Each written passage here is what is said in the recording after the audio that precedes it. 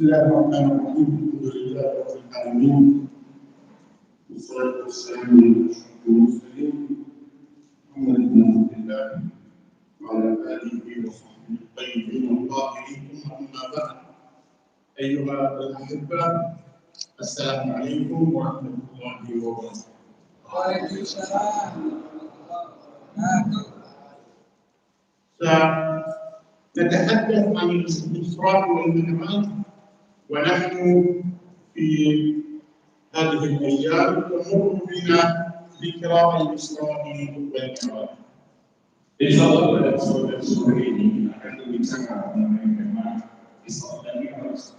Karena sebagaimana kita tahu kita sekarang sedang berada dalam masa atau dalam momentum peristiwa Isra dan Mi'raj Rasulullah SAW.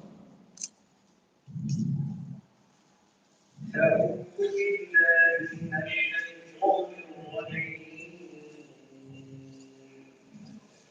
بسم الله الرحمن الرحيم.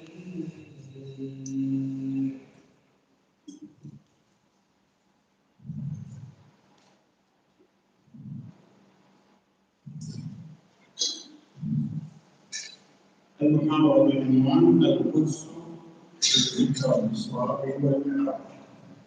Insyaallah sore ini kita akan membahas tema Al-Quds dalam momentum peristiwa Isra dan Mi'raj. لكن قبل أن نبدأ هناك قول للعلماء: لقد وهب الله المسجد الحرام الجلال والمسجد الأقصى الجمال. Sebelum kita mulai, ada sebuah kalimat yang kemudian dijadikan sebagai pokok oleh para ulama mengenai hubungan antara Masjidil Haram dan Masjidil Aqsa. Allah Subhanahu wa Ta'ala telah memberikan kemuliaan kepada tanah Masjidil Haram, maka Allah memberikan keindahan kepada tanah Masjidil Aqsa. إنه مسجد الأقصى الذي كان مسجدا لسعادة النبي صلى الله عليه وسلم. Ini adalah wilayah Masjidil Aqsa yang dahulu pernah menjadi asal Rasul Sallallahu Alaihi Wasallam. نتحدث الآن عن بعض الآيات التي تذكر قيمة القدس وفلسطين في القرآن الكريم. Kita akan menyebutkan beberapa ayat dari Al-Quran yang berbicara mengenai Al-Quds dan Palestina. وأشهر ما فيها هو الذي تحدث عنه النبي الله سبحانه وتعالى في سورة الإسراء.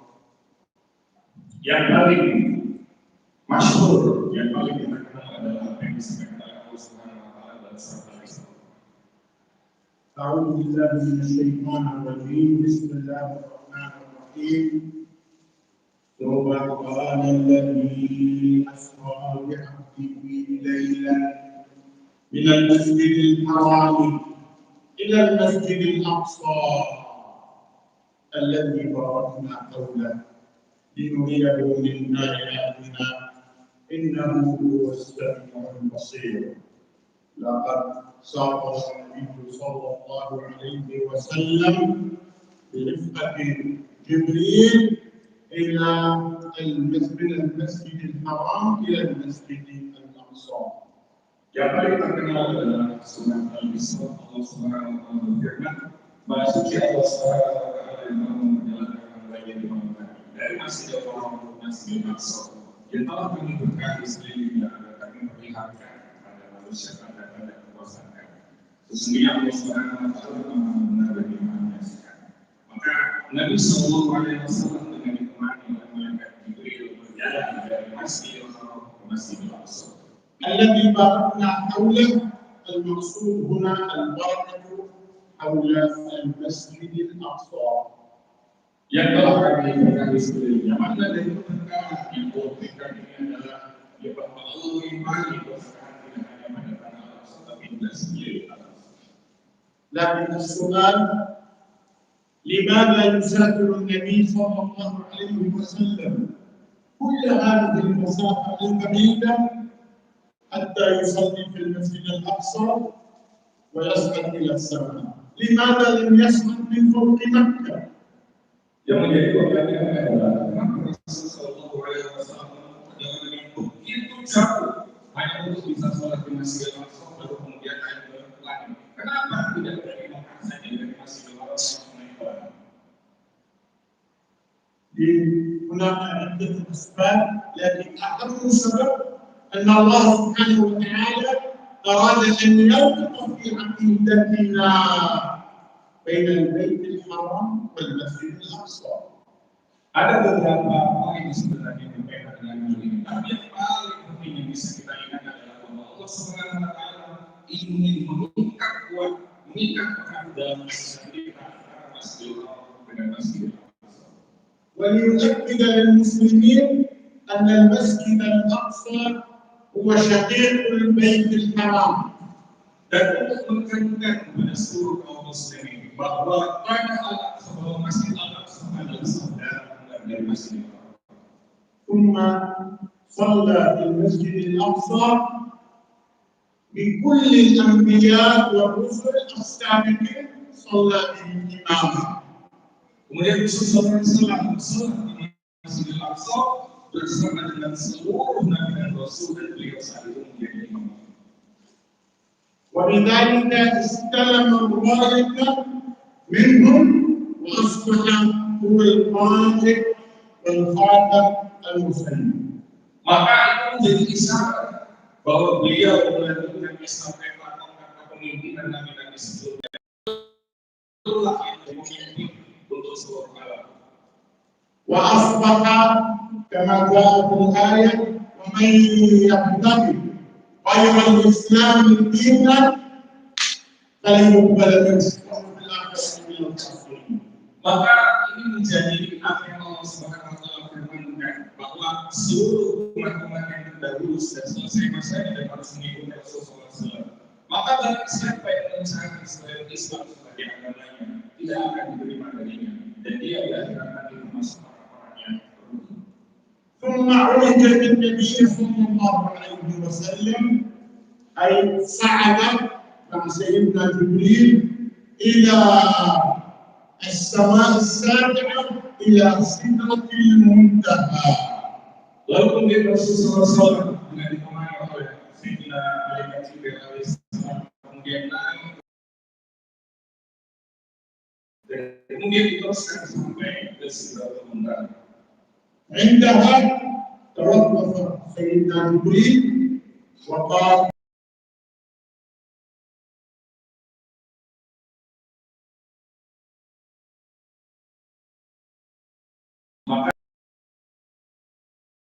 Malaikat Jibril berhenti dan tidak bisa melanjutkan perjalanan. Lalu beliau mempersilahkan Rasulullah SAW untuk terus melanjutkan untuk bertemu dengan Allah Subhanahu wa Ta'ala.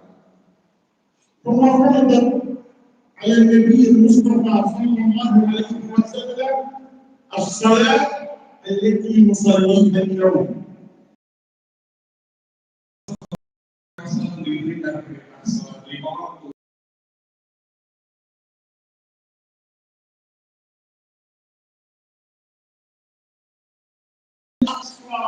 أيضا ثم رجع إلى Kemudian Rasulullah pun itu masih dalam salat itu kemudian الأقصى هو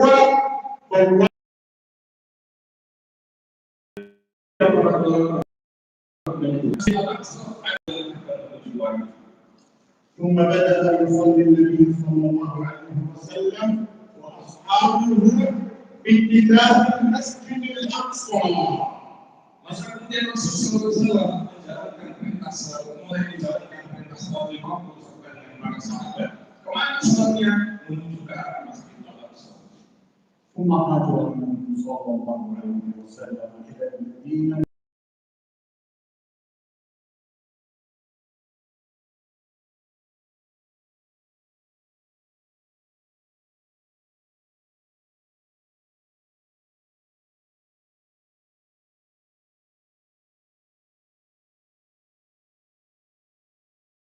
Dari Madinah dulu Rasulullah SAW sedang kaum muslimin masih sholat menghadap arah kiblat pertama yaitu Masjidil Aqsa beberapa bulan lalu. حتى كان يصلي صلى الله عليه وسلم يوما في جامع القبلتين في صلاة الظهر، وكان يصلي في المسجد الأقصى، فجاء عليه السلام وأقر له بالكتاب. Setelah beberapa bulan lamanya ketika sedang sholat kemudian malaikat Jibril menurunkan informasi ya, bahwa kiblat yang pertama adalah arah Masjidil Aqsa, kemudian berubah ke arah Masjidil Haram, sehingga pada saat sedang sholat tersebut kiblat dan arah sholat kemudian berubah. فأصبح الحرم المكي هو قبلة المسلمين. Maka jadilah Masjidil Haram yang ada di Mekah menjadi kiblat bagi kaum muslimin. لكن يجب ألا ننسى أن المسجد الأقصى كان القبلة الأولى للمسلمين. Akan tetapi kita harus ingat dan tidak jangan pernah lupa bahwa Masjid Al-Aqsa adalah kiblat pertama kaum muslimin. أنا أقول قبلة المسلمين وليس قبلة الفلسطينيين أو قبلة العرب. Saya mengatakan bahwa kiblat muslimin bukan kiblat masyarakat Palestina atau kiblat masyarakat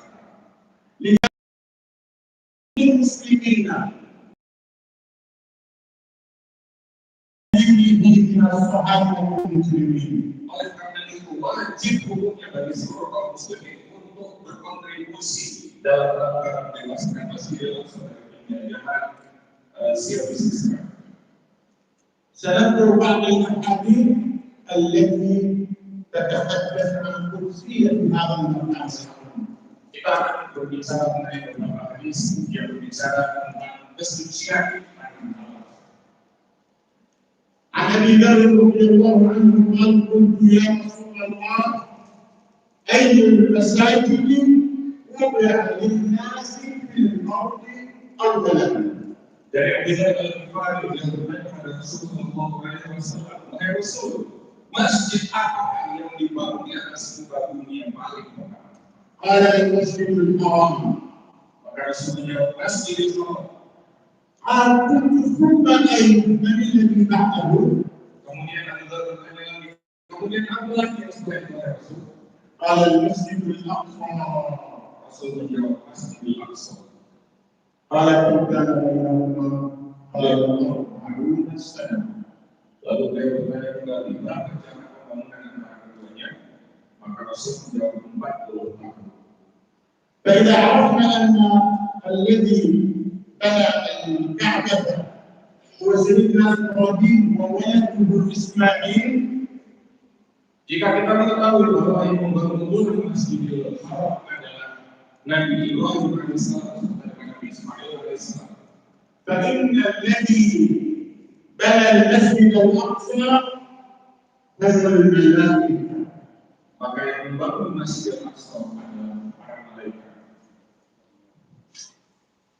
إذا الآن نتحدث عن حديث لا تشد الرحال إلا إلى 3 مساجد.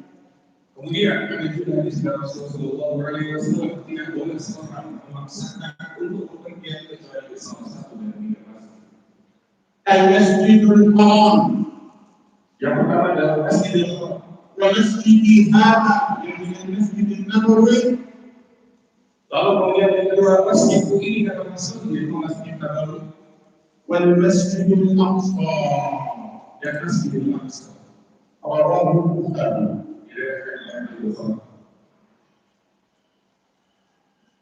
تقول من قال النبي صلى الله عليه وسلم يا رسول الله أفتنا في بيت المقدس.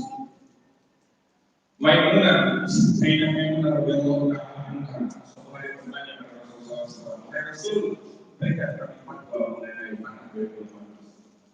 يعني هي تسأل ما هو بيت المقدس؟ Sayyidah Maimunah bertanya, apa sih sebenarnya nilai dari Baitul Maqdis itu bagi kaum muslimin? قال أرض المحشر والمنشر.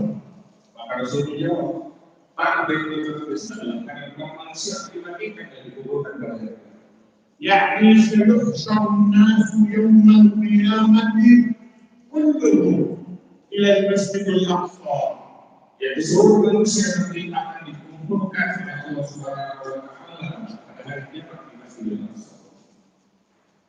ائتوه النبي صلى الله عليه وسلم ائتوه فصلوا فيه فإن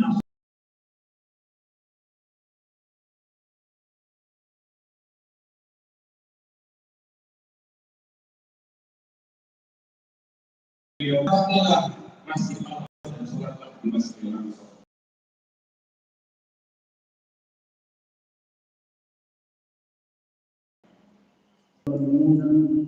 يا رسول الله أرأيت إن لم أستطع أن أتحمل إليه إذا لم أستطع أن أذهب إلى المسجد الأقصى فماذا؟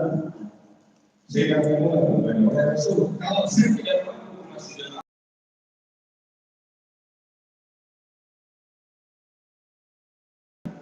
يسرا في مناديل كأن من أهدى له زيتا فكأنما صلى فيه. maka berilah sesuatu walaupun hanya berupa minyak yang digunakan untuk peperangan di Masjidil Aqsa. Maka barang siapa sudah memberikannya, dia seolah-olah sudah datang dan sudah sholat di Masjidil Aqsa. طبعا كان في ذلك الوقت المساجد تضار الاشتراك الذي يعمل على الزين. Masa itu banyak masjid itu menggunakan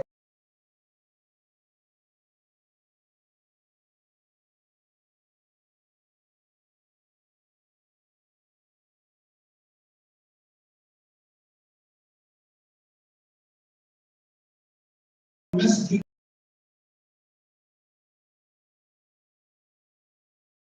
oleh karena ada Masjidil Aqsa senantiasa diperangi dan jangan pernah dibuat menjadi gelap. اليوم المسجد الاقصى وكل المساجد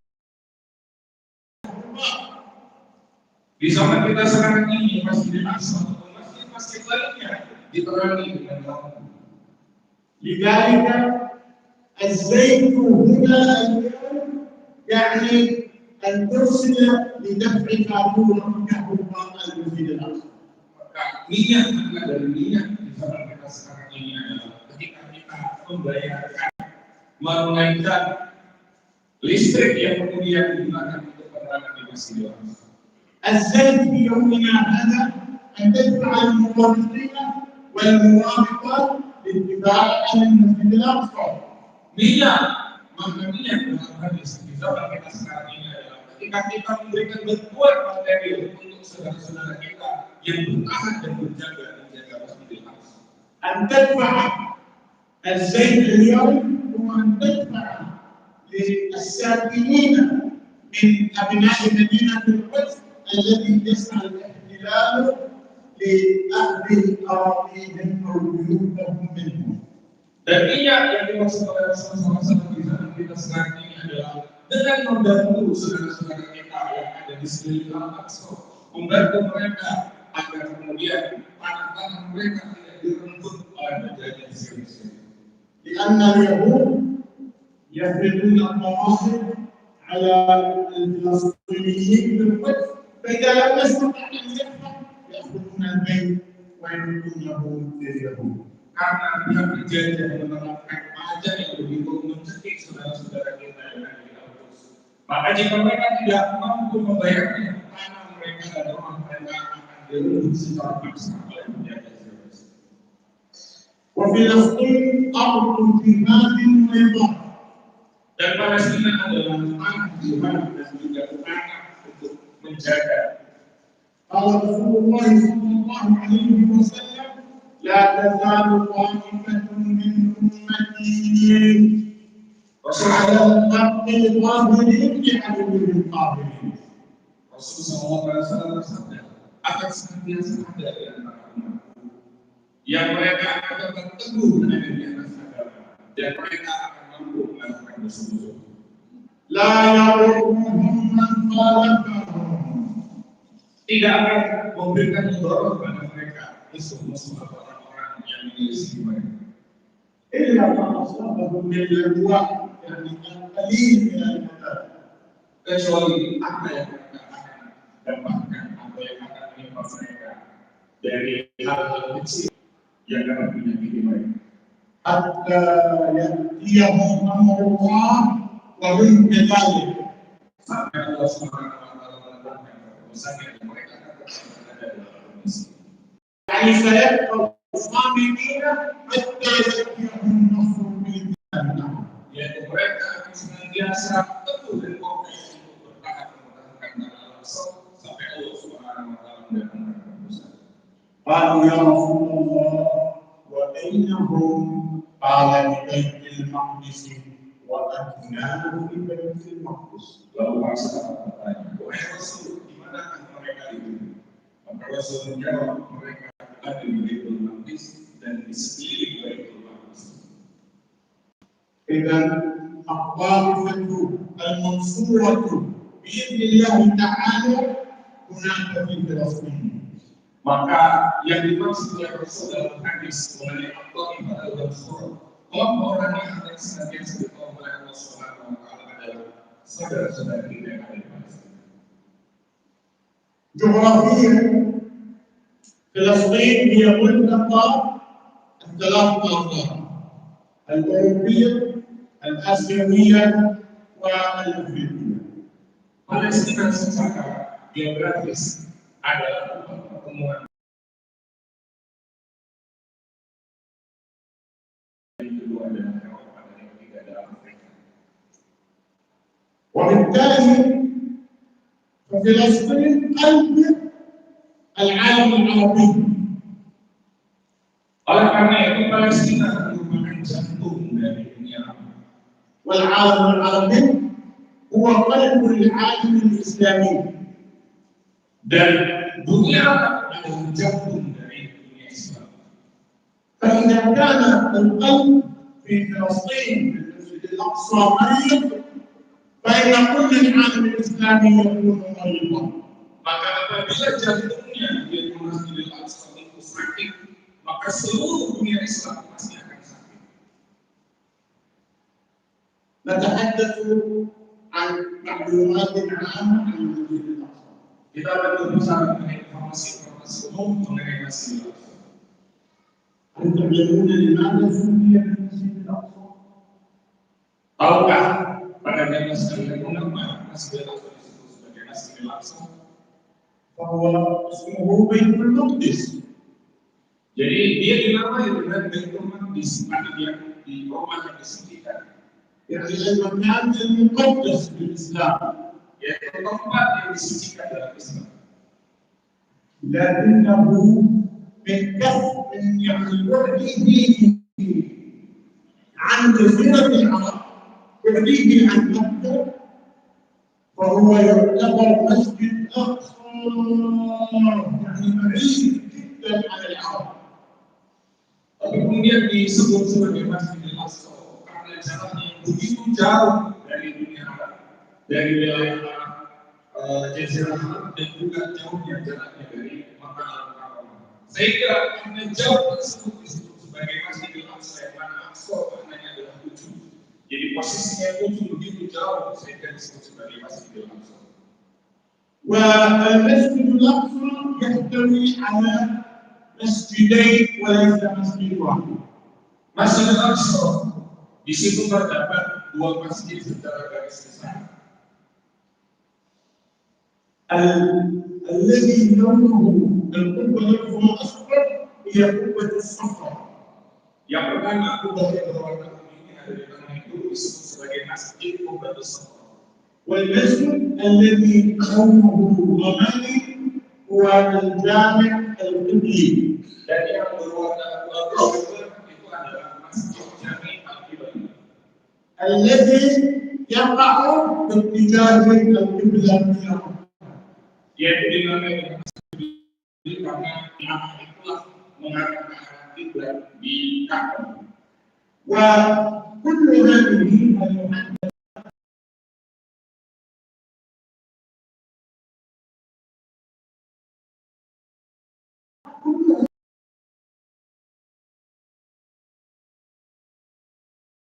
menggunakan persegi panjang itu ada garis berwarna hitam.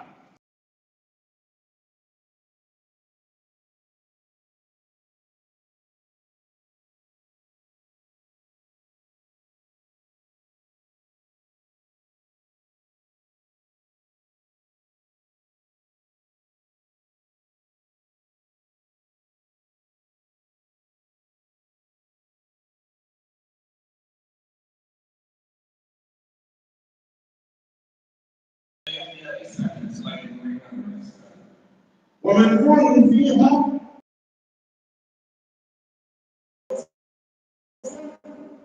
مثل سيدنا إبراهيم ويعقوب وإسحاق ويعقوب ويوسف عليهم السلام.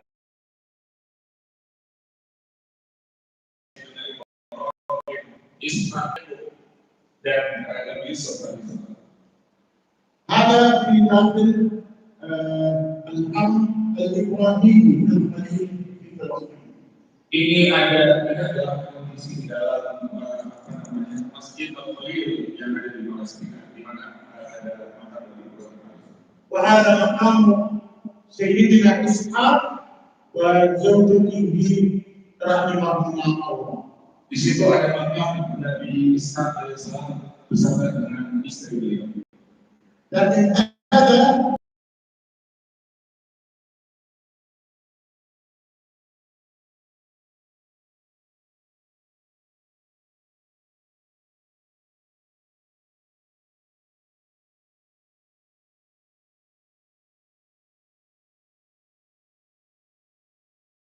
Pergantian semua Masjid Al-Khalil itu menjadi dua.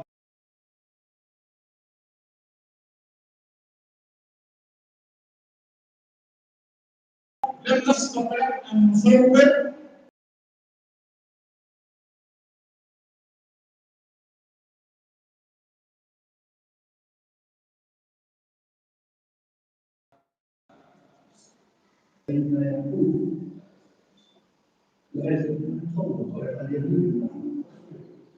Oleh karena itu kemudian pihak penjajah itu menghalang-halangi dan melarang untuk kemudian memfoto dan mengambil dokumentasi makam si Yakub dan para istri beliau. لكن يعني استطاع المسلمين أن يصوروا مقام سيدنا إبراهيم الخليل عليه السلام. Tapi kemudian saudara-saudara dari Palestina dan cara-cara yang mereka lakukan itu berhasil untuk mengambil makam dari Nabi Ibrahim alaihissalam. وطبعا هذه المقامات لا يوجد فيها وإنما كثمان الأنبياء يوجد في مقابر تحت المسجد الإبراهيمي. Tentu saja bahwa desa mereka tidak ada di dalam yang ditutupi seperti itu, tapi mereka ada di bawah wilayah Masjid Ibrahim. وقد كتب حالا ابن بطوطة أنه سافر إلى الخليج واكتشف المدخل إلى هذه المنارة ونزل فيها حتى شاهد جسد سيدنا إبراهيم عليه السلام. Seorang Ibnu Batuta dalam catatan yang menyebutkan bahwa beliau itu menemukan jalan masuk untuk masuk ke dalam tempat yang ada di bawah Masjid ini. Di sana kemudian beliau menemukan ada jasa Nabi Ibrahim alaihissalam. وكان ممددا على مستوى على الأرض مثل هذه ومغطى إلا وجهه كان مكشوف عليه الصلاة والسلام. Yaitu di sana ada semacam tempat seperti meja ini, kemudian di situ beliau dibandingkan, kemudian semua bagian dari beliau ditutup kecuali wajah beliau. أيضا هناك قبر النبي يوسف عليه السلام في مدينة نابلس في القصة الغربية. Begitu pun di Palestina ada makam dari Nabi Yusuf alaihissalam di wilayah Palestina. لأن سيدنا يوسف كان رئيس الوزراء في مصر وقت الفراعنة، فكيف وصل إلى فلسطين؟ Padahal kita tahu dalam Al-Quran disebutkan Nabi Yusuf saat itu dipilih menjadi dalam tanda kutip perdana menteri Mesir. Pertanyaannya adalah kenapa? Maka beliau menjadi لأنه عندما كبر في السن أوصى أبنائه قبل الموت أن ينقلوه عندما يموت أن ينقلوه إلى فلسطين بجانب قبر آبائه وأجداده.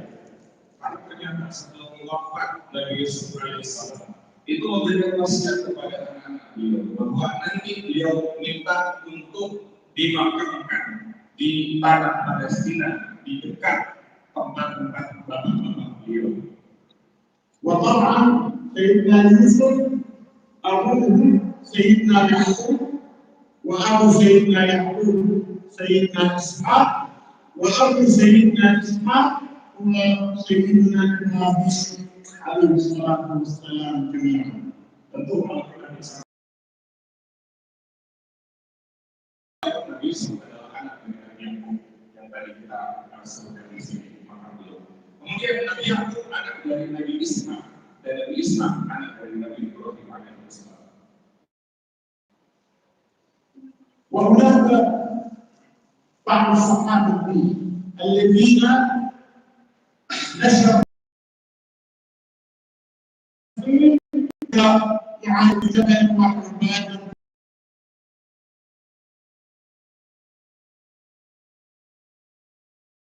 Sallallahu Alaihi Wasallam yang terdapat di sana seperti Nabi dan juga kepada Ibn Saud. وهذا عبادة بن صامت رحمه الله الصحابي الجليل وهو مدفون في مقبرة مجاورة تماما للمسجد الأقصى. Dan ini adalah makam Sayyidina Ubadah bin Samit radhiyallahu anhu dan beliau dimakamkan persis di samping tanah Masjidil Aqsa. وطبعا توفي رحمه الله في طاعون بلاد الشام الذي طلب انتشر هناك وهو مثل كورونا في يعني 38 هجرية. Dan beliau wafat disebabkan oleh penyakit paru yang sama dengan apa yang menimpa kemarin corona.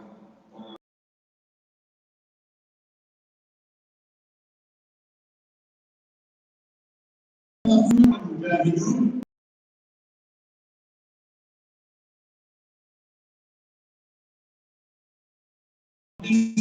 وابن حجر العسقلاني والإمام الشافعي وغيرهم. Dan juga anak Palestina itu dinisbatkan pada para ulama besar dan para mujahidin. Di antara mereka ada Musa bin Nusair yang membebaskan tanah Andalusia. Di antara mereka Ibnu Qudamah, ada Imam Syafi'i, kemudian dari para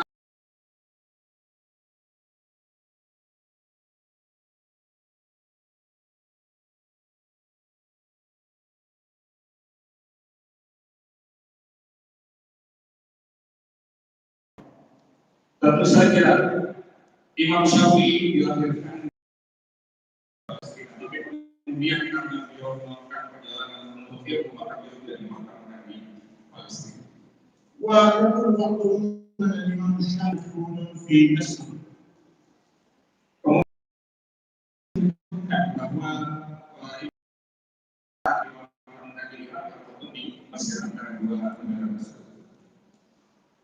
ويرقد في فلسطين كوكبة من شهداء الأمة الإسلامية من عز الدين حسان إلى فرحان السعدي. Dan juga karena Palestina menjadi saksi sejarah perjalanan para bintang-bintang syuhada yang luar biasa mewarnai perjalanan sejarah kaum muslimin seperti Ali Izzuddin, Al-Qasam, kemudian ada Muhammad Nasr. وعز الدين الحسان نعرفه جميعا وهو من سوريا. Dan Izzuddin Al-Qasam kita tahu dalam sejarah beliau sebenarnya beliau adalah orang Suriah. وصولا للشهيد احمد ياسين دكتور منتيسي والمهندس إلياس وكثير وكثير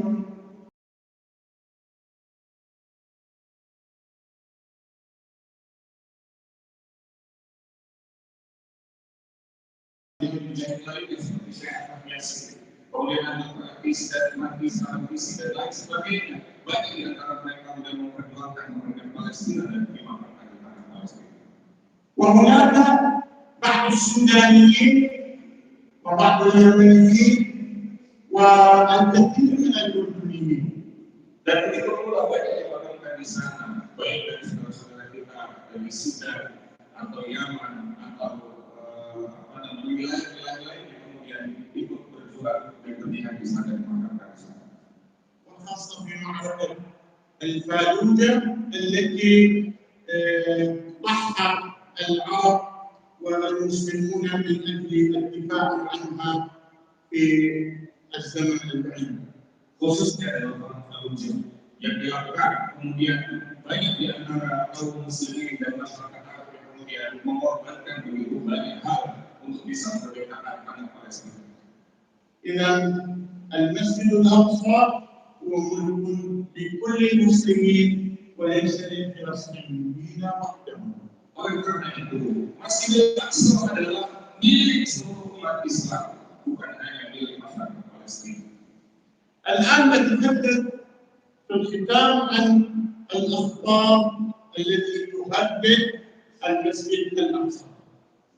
Dan sekarang di bagian berikut kita akan berbicara mengenai bahaya-bahaya yang sedang dihadapi oleh Masjidil Aqsa.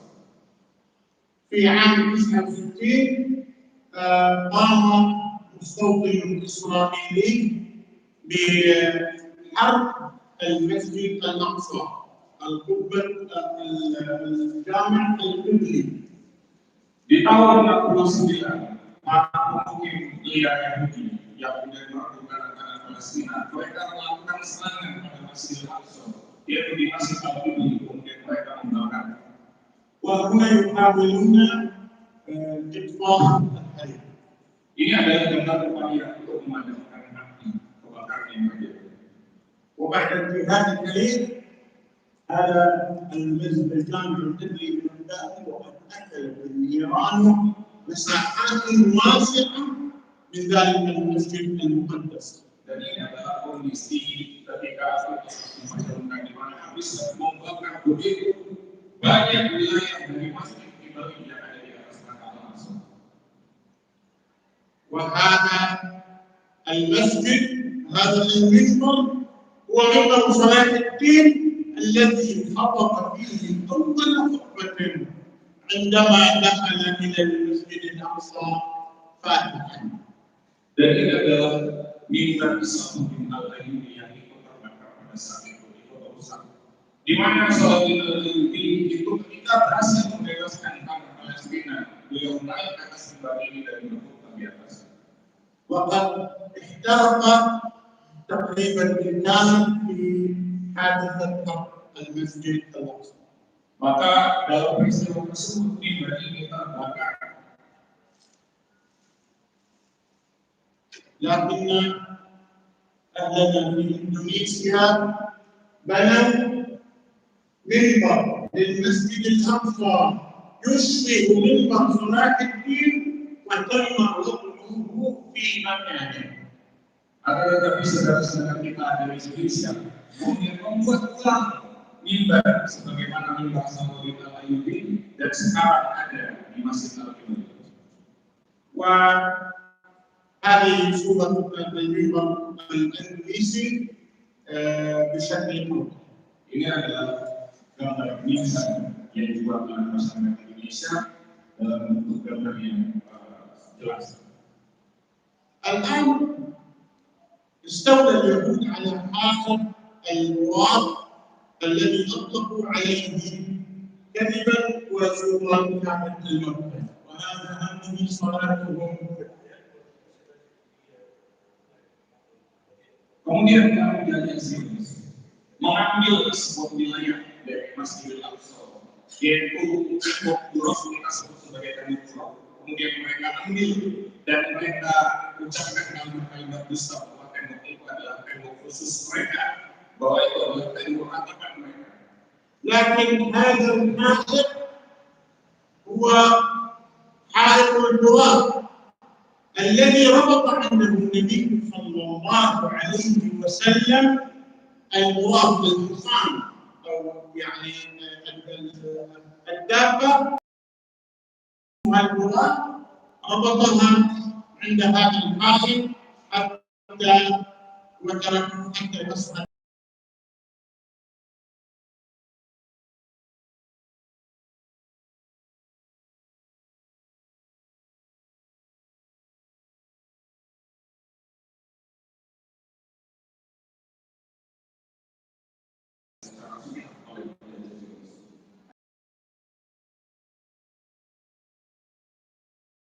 المسجد الأقصى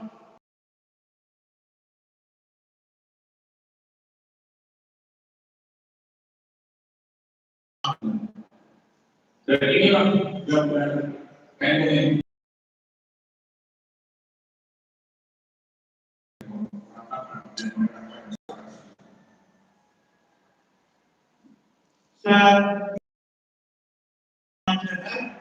التي تحصل بشكل يومي في المسجد الأقصى.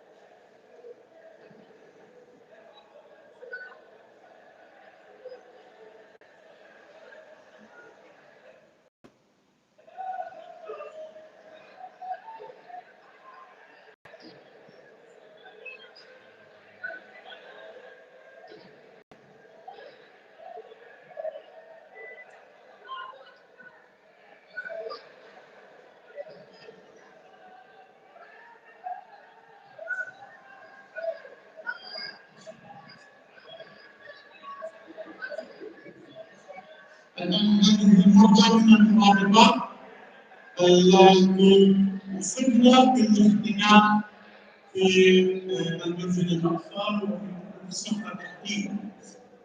dan ini adalah gambaran kepada seorang ibu yang kemudian memeriksa karena sebab serangan dari pihak ISIS.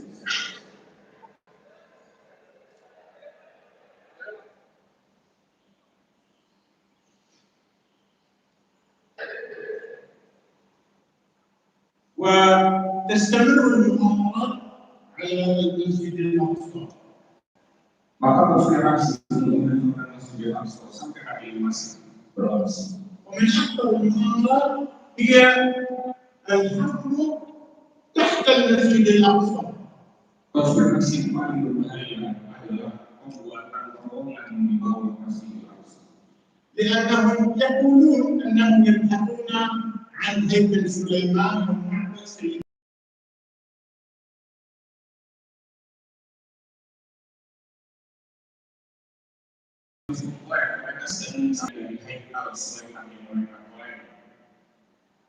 وقد نزلوا في الحفر حتى نزلوا حتى وصلوا إلى الماء الذي يجري في الأرض. Mereka terus mencari peninggalan-peninggalan Nabi Sulaiman. Mereka terus menggali sampai mereka tiba di wilayah mereka yang ada di bawah lapisan tanah yang ada di bawah Masjidil Aqsa. ولم يجدوا شيئا يدل على الدولة اليهودية القديمة. Dan mereka tidak mendapatkan satu pun peninggalan yang menunjukkan eksistensi kekuasaan atau kekuasaan Yahudi ataupun Heikal Sulaiman yang ada di bawah Masjidil Aqsa. لكنهم في الحقيقة يريدون هدم المسجد الأقصى بالحفريات. الآن المسجد الأقصى كما يرون يعني بعضه يقف على أعمدة ضعيفة جدا. Tapi memang tujuan mereka tidak mencari tidak dalam sejarah itu, tapi tujuan adalah melemahkan fondasi Masjidil Aqsa. Dan kita bisa lihat bagaimana Masjidil Aqsa yang dibongkar oleh tiang-tiang yang lemah dan mudah sekali hancur. وهم ينتظرون أي ظروف مثل زلزال أو هذا شيء من هذا حتى يسقط المسجد الأقصى لوحده. Dan mereka menunggu momentum tertentu agar kemudian Masjidil Aqsa hancur dengan sendirinya seperti yang terjadi di Gempa bumi kemarin yang mengguncang Turki dan sekarang. قبل 10 أيام في زلزال تركيا وسوريا تأثر المسجد الأقصى وسقط أحد جدرانه.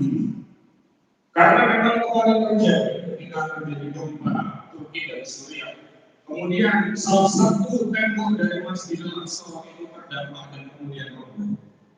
وإن بقي العرب والمسلمون لازمون فإن المسجد الأقصى سيسقط حتما بفعل هذه الأفعال. Maka jika kaum muslimin dan masyarakat Arab kemudian melanjutkan ibadah-ibadahnya, maka yang roboh bukan hanya tembok, tapi seluruh Masjidil Aqsa. لكن أسأل الله سبحانه وتعالى أن يحفظ المسجد الأقصى من كيد الموت.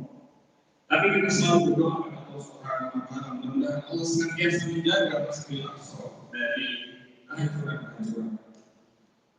نقول في الختام المسجد الأقصى كان لكل المسلمين قبلة الصلاة الأولى وما يزال اليوم قبلة الجهاد الأولى.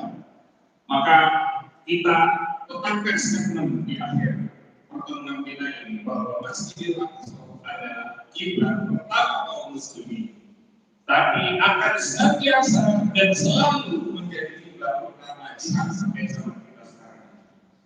اللهم رد إلينا المسجد الأقصى عزيزا مكرما. Ya Allah, kembalikanlah Masjidil Aqsa kepada kami dalam keadaan yang penuh dengan izzah dan kemuliaan. وآخر دعوانا الحمد لله رب العالمين والصلاة والسلام على أشرف المرسلين والسلام عليكم ورحمة الله وبركاته. Itu tadi yang beliau sampaikan beberapa informasi mengenai pentingnya Al-Aqsa dan tanah Palestina bagi kaum muslimin. Lalu kemudian bagaimana kondisi terkini yang memang terjadi di tanah Al-Aqsa dan tanah Palestina. Maka mari bersama-sama sebagaimana dari hadis yang disebutkan oleh Syekh Mahmud bahwa Rasulullah SAW memerintahkan kita datang ke sana. Kalau kita tidak mampu, maka kita berikan minyak. Yang minyak itu maknanya adalah kita bantu sama saudara-saudara